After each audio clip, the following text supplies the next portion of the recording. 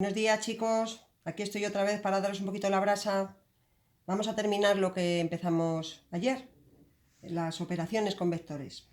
Os dije que había tres: suma, resta y multiplicación de un número por un vector. Y eso es lo que nos toca hoy: producto de un número por un vector. Entonces, mirad, cuando tú multiplicas un número por un vector, lo que te sale es un vector, ¿vale? Un vector que siempre va a ser paralelo al que te dan. Va a tener el mismo sentido si el número por el que multiplicas es positivo, y va a tener sentido contrario si el número por el que multiplicas es negativo. Y luego el módulo del vector que te sale, pues es el producto del módulo del primer vector por el valor absoluto del número por el que multiplicas. Es decir, por ejemplo, si tú tienes un vector u que mide 5, ¿vale? Que el módulo de u mide 5, y lo multiplicas por 3, pues entonces el módulo del nuevo vector va a ser 15. Pero si lo multiplicas por menos 3 también va a ser 15, porque claro, lo que no tiene sentido es decir que el módulo es menos 15, ¿vale? Recordad que el módulo de un vector es lo que mide el vector, y lo que mide un vector nunca puede ser negativo, ¿vale? Bueno, pues eso es lo que pone aquí, ¿vale? Lo voy a leer. Dice: el producto de un número real por un vector es otro vector, y ese vector tiene las siguientes características. Primero, la misma dirección que el primero, es decir, son paralelos siempre, ¿vale? El mismo sentido si el número por el que multiplicamos es positivo, o sentido contrario si el número por el que multiplicamos es negativo. Y luego dice: el módulo del vector, del nuevo vector, es el producto del módulo del vector inicial por el valor absoluto del número por el que multiplicamos. Insisto, esto del valor absoluto del número por el que multiplicamos es simplemente para que no te salga un módulo que sea negativo, ¿vale? Entonces, aquí pone que el producto de un número real alfa por un vector u, pues se expresa con un puntito, como producto de toda la vida. Y mirad, os he hecho aquí un ejemplo dibujado, ¿vale? Este es el vector u, pues el vector 2 por u sería este rosita, que mide el doble, ¿vale? Y que es paralelo. El vector, por ejemplo, un tercio de u, pues sería un vector paralelo a u, pero que mide la tercera parte. Y luego, por ejemplo, el vector menos un medio por u, pues sería un vector paralelo a u, que mide la mitad, pero que, como veis, el sentido es justo el contrario, porque el número que estamos multiplicando al u es negativo. Bueno, y aquí tenéis la parte analítica del asunto. Para multiplicar un número por un vector, analíticamente, pues lo que tenéis que hacer es multiplicar cada componente del vector por dicho número, ¿vale? Es igual de fácil que la suma y la resta. O sea, analíticamente, chupado también. Bueno, pues os he puesto aquí un ejemplo. Os doy 4 puntos A, B, C y D, y os pido que calculéis 4 veces el vector AB menos 3 veces el vector CD. Entonces, lo primero que hago es calcular las componentes de AB y CD, restando, como siempre, el extremo menos el origen. El vector AB tiene estas componentes y el vector CD estas otras. Y digo, ahora terminamos el ejercicio pues multiplicando al vector AB por 4 y restándole el vector CD por 3. ¿Lo veis? Súper fácil. Súper fácil. Aquí os hago pues una especie de consideración. Digo, el ejercicio está acabado, pero observad dos cositas. La primera: AB y CD en este caso son perpendiculares. Bueno, esto ha sido una casualidad absoluta, pero simplemente para que no os olvidéis la condición de perpendicularidad.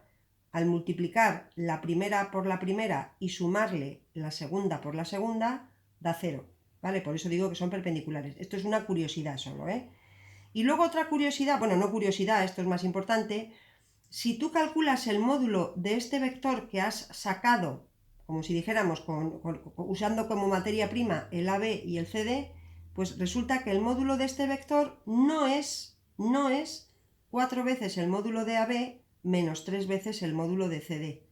Eso os lo compruebo aquí haciendo números, simplemente haciendo cuentas sale que no es lo mismo, ¿de acuerdo? O sea que ojito con eso. Pues una consecuencia inmediata es que el módulo de una suma de vectores tampoco es igual a la suma de los módulos. Podéis comprobarlo poniendo cualquier ejemplo, ¿de acuerdo? Bueno, pasemos página, porque aquí la teoría se ha terminado, pero hay muchos ejemplos hoy. Ejemplo 2. Mirad, otro tipo de ejercicio que se puede hacer con esto. Os doy tres vectores, U, V y W, ¿vale? Y os pido que encontréis dos números reales, que llamo X e Y, que cumplan esto, que el vector W sea X por U más Y por V, ¿de acuerdo? Entonces, ¿esto cómo se hace? Pues,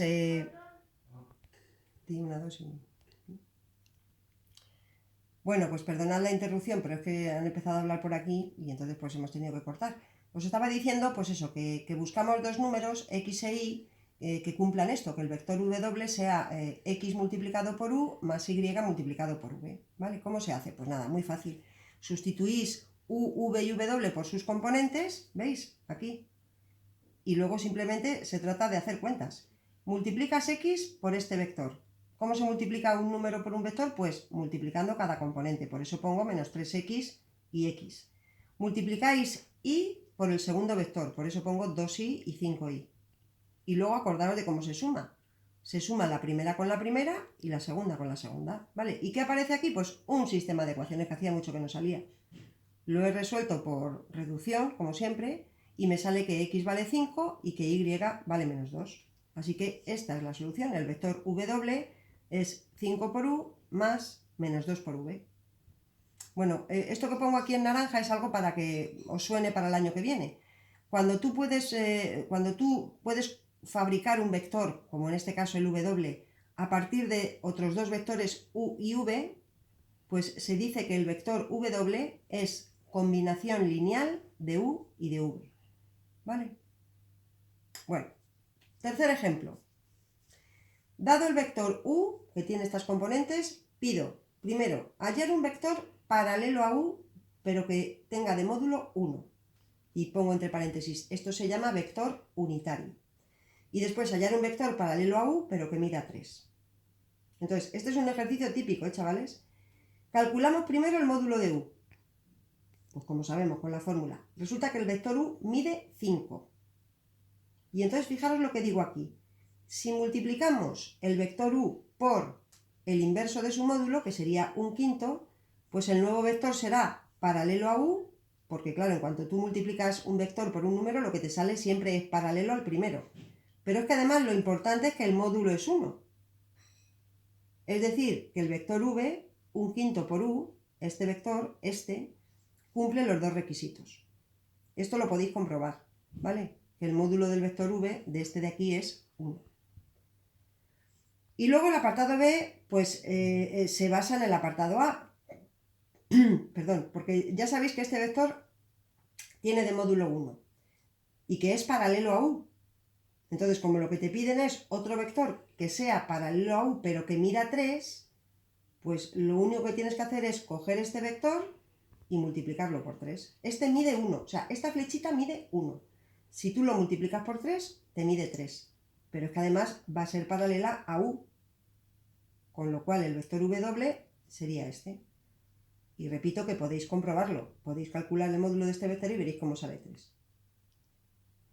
Bueno, aquí tenéis el razonamiento y aquí tenéis la conclusión importante. Si me dan un vector cualquiera y le multiplico por el inverso de su módulo, el nuevo vector siempre va a ser paralelo a U y de módulo 1. Es decir, va a ser unitario. ¿Vale? Bueno. Ejemplo 4 y último ya. También una cosa muy típica.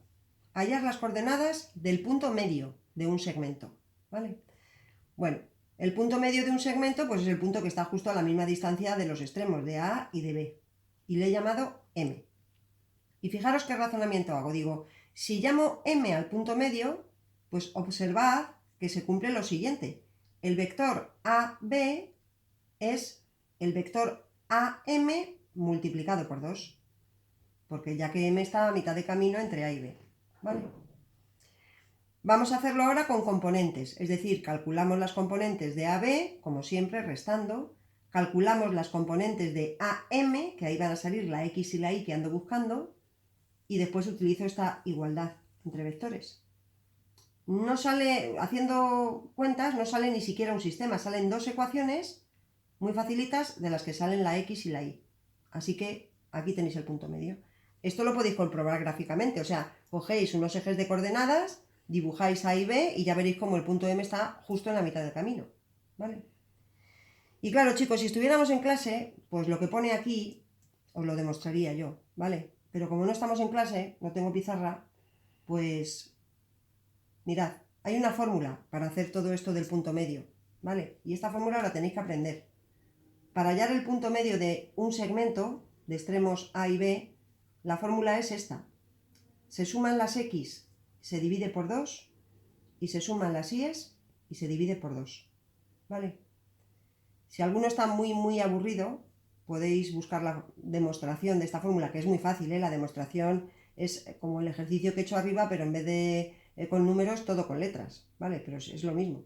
Esa es la demostración. Pero esta fórmula os la tenéis que saber, ¿eh, chavalotes? Entonces, para el lunes, ¿qué tenéis que hacer? Pues estudiar las 3 operaciones que hemos visto ayer y hoy con vectores y luego hacer estos ejercicios. ¿De acuerdo? Y nada, pues que descanséis y bueno, que si tenéis alguna duda, pues a través del correo.